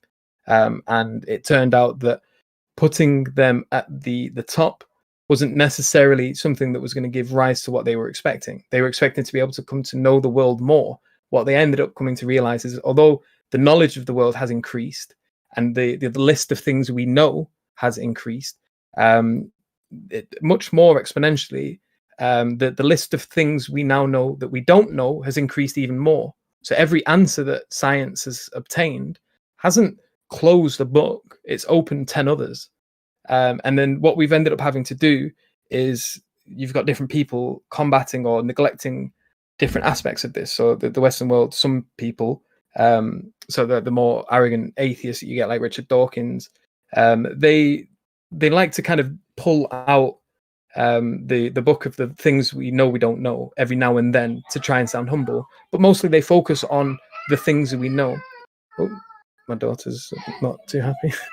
They like to focus on the things we know, and then they kind of trumpet or blow that up to make us look superior to the people of the past. But there's an issue with this, and it's not necessarily that this is to our benefit. You might look at the world and be quite impressed with what we've produced over the time, but there is arguments here to make that we've not made ourselves superior. We've made ourselves weaker. We've made ourselves more dependent on things, and less self-sufficient than we ever have done before. Whereas people that live in tribes out in the middle of nowhere can walk around barefoot. If whatever society is to collapse in the world, they might not even notice. They'd still be able to go and hunt for food. They'd still be able to provide for themselves and their family. Yes, their life is characterized by a lot more suffering, and it is a lot more, difficult and extraneous. But they're much more self-sufficient. We, on the other hand, rely on many things. And if this system that we rely upon was to collapse, there's nothing necessary about us being able to deal with that here. So this idea that just to conclude, because I don't want to go on for too long, with regards to how we as theists would deal with nihilism, it's just to remember that God should always be at the top of your value hierarchy. That if you start to value anything, even truth, above that, you're not necessarily going to find truth out about the world. You might end up just finding more truth out about how limited you are and about how difficult truth is to obtain independently of revelation, independently of that which is communicated to you by that which knows everything, that which is all-knowing, i.e. God. So nihilism can be overcome so long as your value hierarchy is correct, so long as you're valuing Allah subhanahu wa ta'ala or God, and it literally him more than anything, and you move towards that, and you understand that kind of moving away from that just opens up the doors to nihilism, opens up the doors to this existential crisis, to this unfulfilled hole that you end up within yourself, because you have this drive to worship, you do have this drive to experience meaning, and personally I really do think that the only thing that really, really satisfies that is when you turn to the one that made you, and the one that put these things in you. Thank you for that explanation, YUSUF. Okay, so our next question is, I'm going to direct it to both people, and I'd like Sir Captain to go first. So this is going to be a little more of a shorter lightning round. So I'd like each of you to try to keep it to 1.5 minutes to at the most 2 minutes, if you can, in your response to this. So I have a syllogism here. So one of our listeners has submitted a syllogism. I'm going to tell you the syllogism. I'd like you to first tell me, do you think that this is logically valid, or is this a logically valid syllogism, and then explain or what you think might be the implications of this syllogism if you do think it is logically valid. So this is what the person proposed. So proposition number 1. Actually, sorry, let me just check a message here. Actually, that's a good point. If the listeners could hold just for a second here, I'm going to also send this to our panelists so that they can also read it clearly for themselves while I say it on the while I tell you it all. What? Okay. I can grab it if you want, because I know you're on mobile. If it's easier. Oh, You got okay. it. Okay, thanks. Okay, I just posted there in the chat there. Okay, so the syllogism is. Let me kind of go back here. Okay. Oh, okay, so proposition number one. Okay, so this is directed to Sir Captain first, then YUSUF ponders. 1.5 to 2 minutes for each of you. So proposition number one, God's knowledge is eternal and unchanging. So proposition number one, God's knowledge is eternal and unchanging. Proposition number two, God's actions are within God's knowledge. Therefore, the conclusion is God's actions are unchanging or fixed. So, so number one, from an agnostic or skeptic perspective, Sir Captain, do you consider this to be a valid syllogism? And if you do, what would this imply about the ability, or sort of about God's will in the world and His ability to decide to act as a free agent? Sure. So I think, look, firstly, it's not actually a valid syllogism, although I understand why it was sort of put in there. So the thing is that the conclusion is also premise one, so it's actually begging the question. But you could just ask premise one, or you can just ask the conclusion, and because it says God's knowledge is eternal and changing, and then the conclusion is God's actions are actions. Oh, I'm sorry, I just misread that. Knowledge, and then God's. Oh, I'm so sorry. Yeah, totally misread that. No, sorry, maybe it's not actually. God's knowledge is eternal and unchanging. God's actions within God's knowledge, God's actions are unchanging. Sure. So, I think that yeah, I would. I have to obviously be quick. So I think that looks fine. So I'll accept that. God's actions. So I think when it comes to the notion of will and then free will, it really depends, because it really depends on the theistic notion. I don't think that there's actually any good framework to demonstrate the truth of free will. And so there seems to be this issue with the notion that God, when you get into certain arguments, God must exist so that there is this ability to change between things. And then we have that ability as well. But then also, in addition to that, God has all knowledge. Everything that happens is according to his will, and he's unchanging. And so then the way I see it, within the vague proposition of what people try to explain what free will is, it seems to me that there appears to be a necessity in free will, if free will is the case, that change has to be the case. Otherwise, I don't see how it's then free will if you couldn't have done otherwise. And so again, this really just depends on the theistic perspective on what they would posit. But I would at least say, yeah, in one example, it would seem to me that based on at least one definition of free will, and also based on a specific definition of God, that God doesn't have it. But then there's the notion of compatibilism and how that can link in together. And so, yeah, it's a bit of a tricky thing for me to say, because it heavily relies on what the theist might believe. And so, by me saying that's not the case, I might be strawmanning someone, of course, but I can at least say that I have heard understandings of that where it is the case that, yeah, he definitely Sure. can't do something that he can't know that he won't do. So he can't change his mind. I can say that. Sure. Okay. Thank you. YUSUF ponders. What are your thoughts on this syllogism? Is it logical to you, or logically coherent, or valid? And if so, what implications does it have on the idea of God acting as a free agent? No, it's a really interesting one, and one that does kind of give rise to really interesting conversations. I guess the major issue I have with these things is it kind of implies that our understanding of time would apply to God.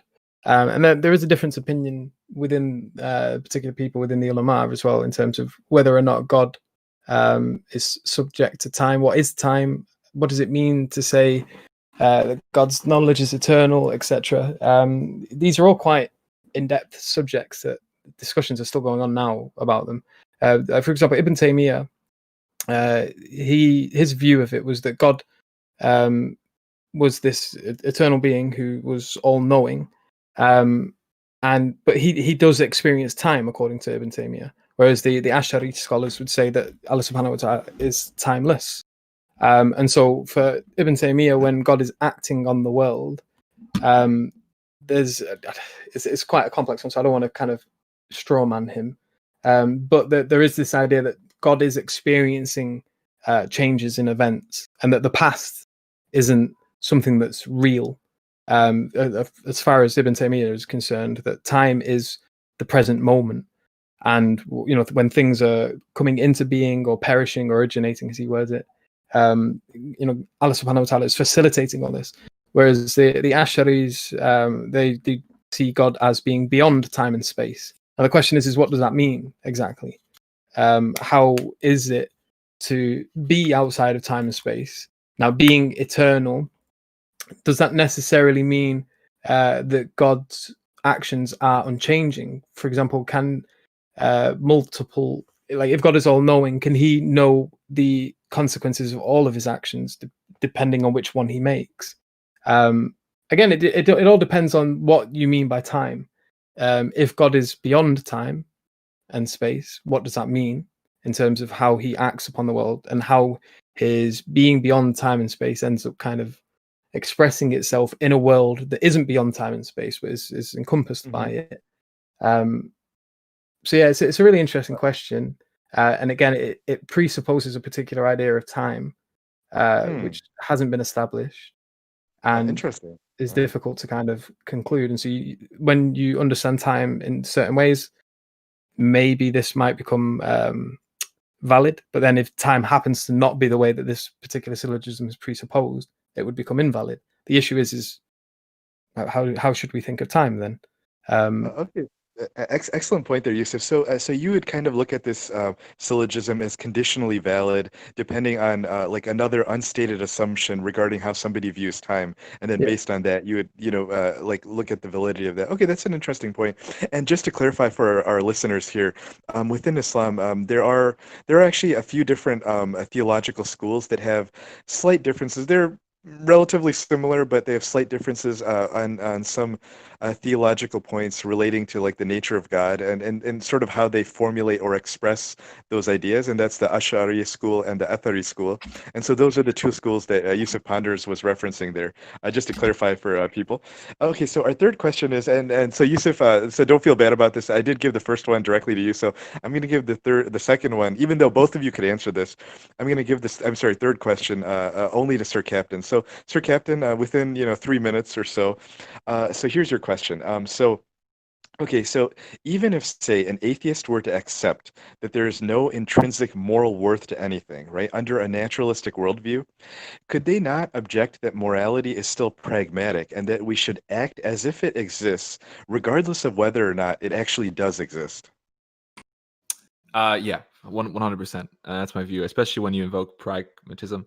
And I think one of the reasons this stems from, and I haven't really had this problem speaking with Yusuf at all with it, but I have when I've spoken with other people who want to assert incorrectly an incorrect notion of like, oh, hey, you're an atheist, you must be a nihilist, right?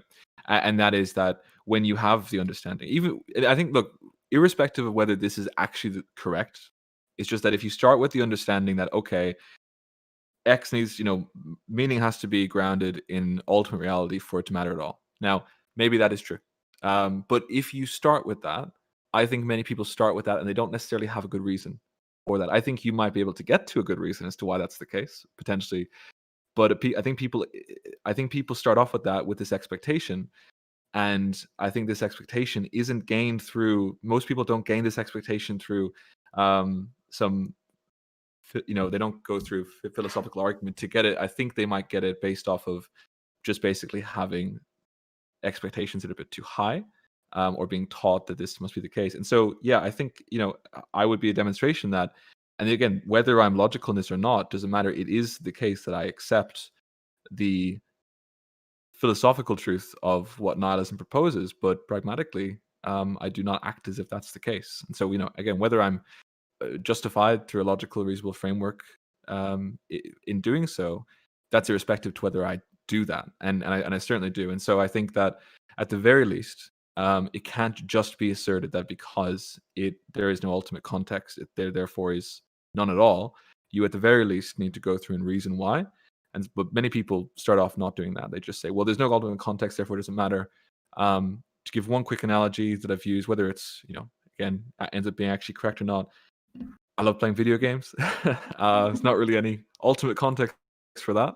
And so to assert, well, what's the meaning in playing this game, excluding that you could say, oh, well, you get better at, hand-eye coordination, whatever, but what's the meaning in getting these gold gems or whatever?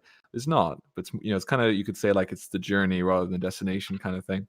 But yeah, as far as whether you can do that, 100%. And I think people do that every day. And I think that even if that is under an illusion, whether it's not being logical, is irrespective of the fact that they definitely do it. Okay, thank you. Our next question, this is going to be directed to YUSUF, and I know, and YUSUF, this is kind of a heavy question, but if we could, we'll try to keep it to within 3 minutes if we can, or maybe 4 minutes at the most. Okay, so this is to you. Okay, so this is on the topic of occasionalism.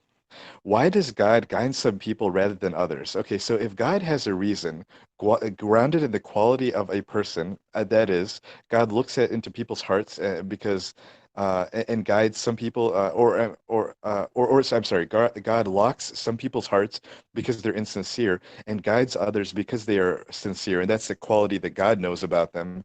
Then a further question could be asked: why does God give some people salvation-worthy qualities and other damnation-worthy qualities? Doesn't this make God irrational?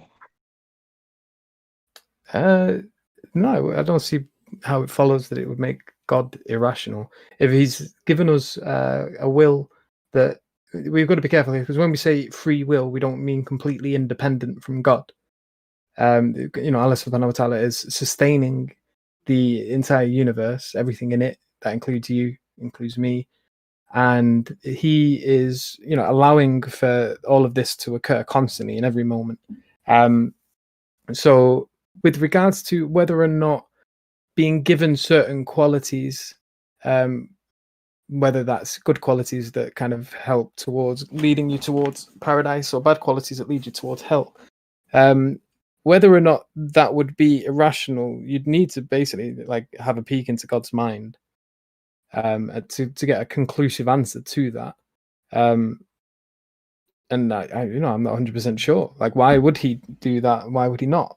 There's not necessarily an argument, like a syllogism, that can explain to you exactly why Allah subhanahu wa ta'ala would do that. But there's not necessarily a syllogism as to why he shouldn't either. I think it's probably, if just to kind of answer intuitively off the top of my head, it's probably down to the fact that you have these inward motions, and you have these desires and these wants and these things that you might want, that you are ultimately responsible for because they exist in you, and Allah subhanahu wa ta'ala's qualities exist in him. And so just because he is kind of giving rise to these qualities, that doesn't mean they're his. There's a similar thing with speech. So for example, if I talk, or better example, if the lady who wrote Harry Potter, when she writes all of these things down and puts them in a book, the book can be printed 1 million times and sent out to 1 million different people, and these people can read these words out loud. But we don't attribute those words to the people reading them, despite them being the persons making the noises. We still attribute that to the author. Why? Because they belonged to the author. They came from the author. Then they're not necessarily, the writing on the paper can be considered separate from the author, but they're still her words. They're still her. They're still attributed to her. And I would say it's the same with actions and qualities and things like that. These actions and these qualities are attributed to us. I am the one that does bad. I am the one that does good. And there is an element of me choosing to do these things. There are other factors as well. There are certain environmental influences, social influences, etc. But ultimately, these actions are still mine. I've still got to deal with them. And so this is the part where, like Allah subhanahu wa ta'ala says that he will judge people according to their abilities, according to their situation, their position. And we do have stories of people who did incredibly bad things who were forgiven in the end. And the main reason that they were given was this internal movement, this desire to change, this desire to want to become good, and then trying to make actions towards exceeding that. So there was the story of the murderer. He'd killed 99 people for all intents and purposes. He was a really, really evil person and spent his entire life like that.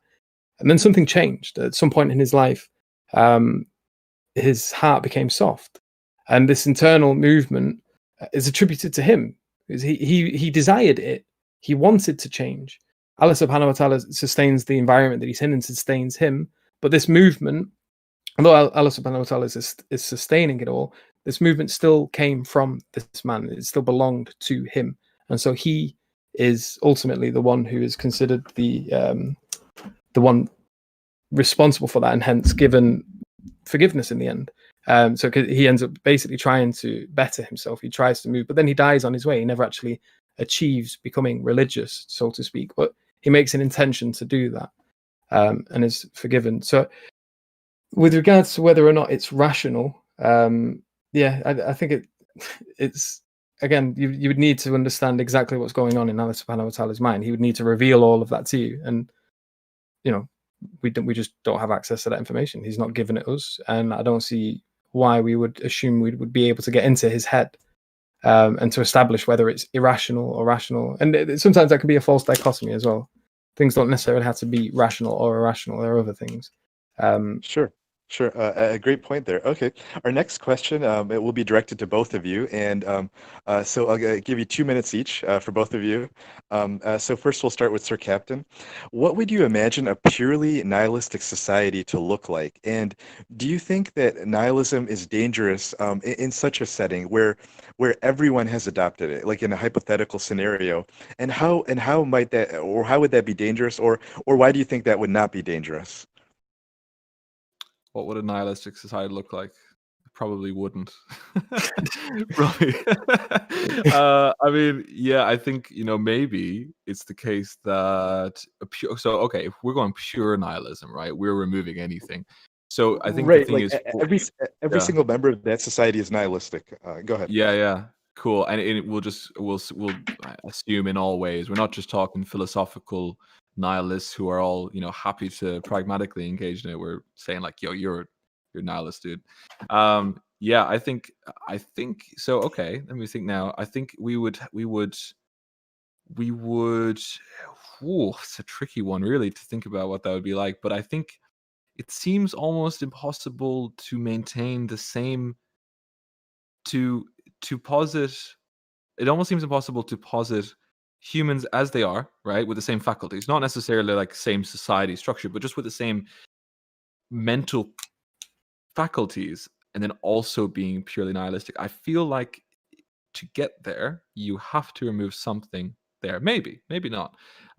Maybe it's the case that maybe that's inevitable through philosophical conversation. But I think at the end of the day, if we're just imagining it, let's say you're writing a fiction book or something like that, I'd say it'd be like, yeah, people would be pretty like brutal and post-apocalyptic, I guess, stuff like that. Or maybe they'll just be like they'll be like what are they called in Star Trek? The forget? Borg or no, well, maybe like the Borg actually. But I was thinking kind of like the what's the Elvish looking dudes? I can't ever forget the name. Like what Spock is. The ones that Vulcan, Spock, like Vulcan, the very like logical, Vulcans, yeah, like Vulcan, but they're more about emotion, removing emotion. So maybe it's kind of like that, but also meaning.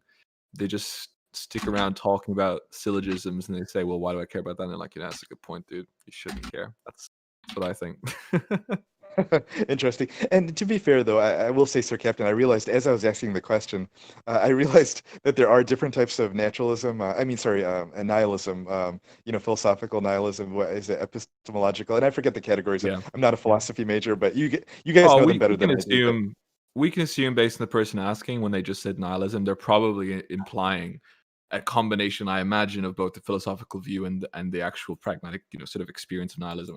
Which I think is a fair assumption if they're just going to say nihilism. I think that's probably a good. Yeah. So Okay, sure. you just So take a we'll general go with that assumption then, and then Mm. I guess we'll have Yusuf. You can have that same assumption when you answer the question. Okay, over to you, Yusuf. Ponders. So for me, I would say that the term nihilistic society is a sort of oxymoron. It kind of defeats itself. The principles that would make a society could not be established through 1600 nihilism. hours. And so what you'd end up with is just, as he referred to there, so Captain, this sort of post-apocalyptic world. All that would kind of remain with a nihilistic group of people is probably a better way of describing them. Would just be the will to power. There would be, and this is assuming that everyone in society necessarily believes in nihilism and acts upon that belief. So, for example, kind of touching on the beginning of our conversation, I said that atheism necessarily leads to nihilism, but that doesn't necessarily mean an atheist thinks that they're nihilist or acts like a nihilist. And so, if we're talking about an atheist society or a secular society that is both someone who believes in nihilism and acts it out, then you would basically end up with the destruction of the principles that allow a society to be anything that kind of even looks like a society. If you remove and a lot of that is to do with trust, to do with having faith in others, this idea of responsibility, not just towards you but also towards a community. All of these concepts, all of these ideas that hold a society together, they break down.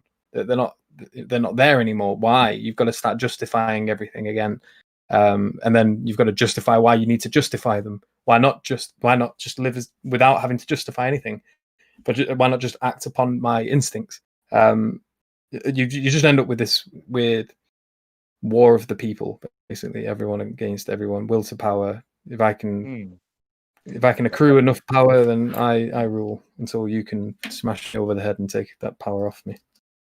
Sure, sort of like a post-apocalyptic vision of society. And I think, guys, that might be a very interesting movie idea. So if you guys wanted to go in and maybe we could become movie directors and make a movie about like a nihilistic post-apocalyptic or like a sci-fi type of movie. I think I'll that'd get be very Hollywood on the interesting. phone tomorrow, Yusuf. We'll pitch to him. Yeah. We should. Does anybody have Steven Spielberg's number? Yeah, I think I've got it in my old phone. I'll pull that one out. Okay. Okay. So we're kind of coming close to the end of the Q&A. Let me ask. We'll just wrap up with one more question, and I'll give it to Sir Captain, and just to kind of make it fair, since we started with Yusuf, and also this question. This is a question from Wayfarer, and he's asking like a very basic philosophical question, but one that has a very complicated and deep and involved answer. So his question is, what is knowledge? And earlier in our discussion, Yusuf told us, it gave us kind of like a simple overview and some simple points about like, how he defines knowledge. But Sir Captain didn't talk about that. So we'll end with you with the last question, Sir Captain. How do you define knowledge? Sure. Although if I can do this since I'm senior admin, I would like to hear actually Yusuf give the answer after me, because his will be far more interesting, to be honest. Sure. But look, to be honest, knowledge I find so problematic. And generally speaking, I just talk about belief for the most part, but it is something that has to be addressed. We kind of touched base in this earlier in the conversation. I know a lot of people go for the justified true belief notion, and I see why, and it seems to be quite helpful in a lot of ways. But then it does run into problems when you consider the gettier problem. And then I think one of the biggest problems, maybe I just need to look into it more, but I feel like when you have, justified, no worries, that's fine. Belief, yep, no problem. And then true, well, isn't that what we're trying to assess though? Is it true? And so then you get into some problems about, well, now are you not utilizing that to then show that? And I think that's one of the biggest problems for me. Colloquially speaking, though, I've always considered knowledge, and this isn't so much philosophically, but I feel knowledge always sort of felt more like, information. I don't think that's necessarily the case, but that's always seemed to be the distinction between like belief was I accept this, and then knowledge always seemed to be, well, I have information pertaining to something. And I don't think that's not how it's really used, but I think that's a factor. At least it's what might be used colloquially when we say it.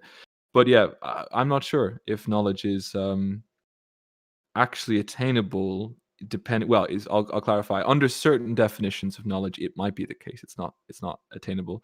And in some cases, I've heard also thoughts that perhaps knowledge is really just a way to vocalize a very high standard of belief, and that's all it really is. It's just say, well, I really, really believe this. But yeah, I think it's a really, really tricky thing, and we've had lots of years of philosophy to try figure that out, and I think it's still problematic. So I'm going to probably look more into that as well. But on the basis that I don't hear anyone offering too many solutions, I think the same problems I'm sort of perceiving now based off of my limited discussion into knowledge, I'm not sure if I'm going to overcome them. So, but maybe YUSUF might be able to provide me a different perspective. Yeah, well, to be honest, knowledge just ends up being this, like, philosophically so, independent of any revelation. It just becomes pragmatic. We can consider knowledge insofar as it seems to be doing what we were hoping or expecting it to do. And it ends up kind of getting tied to this idea of justified true belief with warrant. But there's always the epistemological gap between that kind of arises out of the fact that we're finite, that there's always elements to anything that we approach, anything that we think we have knowledge on. There's always this gap between what we're referring to as knowledge and whether or not we can really establish that we truly know it. With regards to, I think, when it comes to sort of reason, I think you can have you can reason through certain concepts and get to ends. But then there's always these weird issues where you're trying to describe it, and it always ends up becoming somewhat phenomenological. And whether you're a theist or an atheist or anything like this, it ends up boiling down to at what point you become comfortable, and you end up having to describe these issues in terms of to what degree there is a tension within you when you're presented with these statements, these ideas, these things.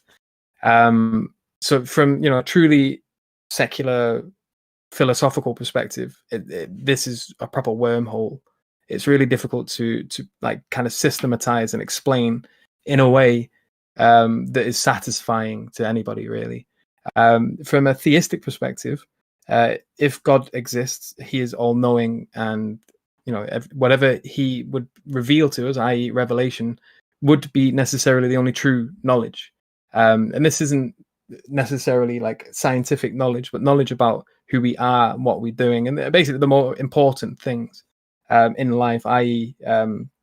Where to direct yourself, how to do that, how to be with other people, how to be in general, rather than necessarily just like, what is this thing? How do we describe this in terms of its categories? Is it, how do we define the atom? All of these things are secondary to how we need to live. And these things, again, kind of bringing it to the part of the conversation we spoke about before, these pursuits always link back to the original idea of, well, how is it that we want to be? It's always the fundamental questions about our purpose here, how to improve life, how to be a better person, how to achieve, so on and so forth.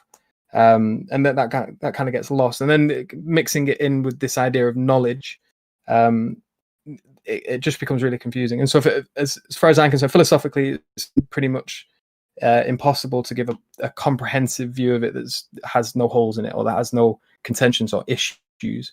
And that if Allah subhanahu wa ta'ala does exist, revelation would necessarily be the only thing that could truly be called knowledge, because it would be that which is given to us from something which has no blind spots. It isn't finite. Its knowledge is comprehensive. And so by necessity, the information that it gives us would necessarily be knowledge. And everything beyond that, there's always room to doubt. And then obviously the question is how do you justify your belief in God? Which is probably a pretty good conversation to have at some point in the future, inshallah. But would take quite a while, or a conversation in and of itself. Yeah, I'll just say real quick, I agree with pretty much everything that you said, and I appreciate you distinguishing between sort of a hey, here's a sort of non-theistic version on knowledge, and then sort of establishing the theistic one. And I would agree in both cases that if there is a God, then there would be certain things like that. And I would almost say that that it doesn't really. I do like that doesn't really change the problem of knowledge. It just sort of says, well, there are some. In the case of God, there are at least some things that we can know, but it doesn't it doesn't necessarily change the problem when it comes to most things in life. Just the sort of fundamental basics about who we are. Which I think that's great. Great. And so with that, we will end our question and answer. So I'd like to, give a heartfelt thank you to each one of our panelists here in turn, YUSUF Ponders and Sir Captain. And Jazakallah khair for having us. I just want to say thank you, Aziz. You've been a very good moderator. And thank you, Sir Captain. It's been an absolute pleasure talking to you. It's probably one of the best conversations I've had with an atheist in a while. Most of them are characterized by very toxic Twitter type attitude, if you know what I mean by that. But so alhamdulillah, it's been an absolute pleasure, and I look forward to talking to you again in the future, inshallah. I appreciate it. But yeah. And Sir Captain, and thank you as well for joining us. We really appreciate you being on the broadcast. No problem, Looney. I'm going to, in fact, end the broadcast now. And reminder, actually, for anyone who is watching, we will have a link in the description to check out YUSUF's channel. Got some great stuff. Highly recommend it. There'll be a link in here. And I also recommend anyone to check out his dissertation. Am I saying this right? Dissertation. Yeah. That's the word. His dissertation. Highly recommend. Very, very interesting. Haven't actually finished it just yet, but I've read most of it. It's quite long. It's good though. Very, very good. Excellent. Well, and also a heartfelt thank you to our guests, and I mean to our listeners for joining us for this broadcast. We appreciate your discussions and your questions, and we hope you enjoyed it and benefited from this conversation on some of the philosophical topics relating to nihilism. And with that, we will be ending the broadcast. After that, we will be the moderators will be opening the floor. We will be unmuting people. You're welcome to stay for the after party and discuss with other people, other members here, as long as you want. It'll be an open thing, but we will be ending the event here. And once again, thank you to everyone for joining us, and we hope you have a great day or night. Assalamu alaikum wa rahmatullahi wa barakatuh. Alaikum salam.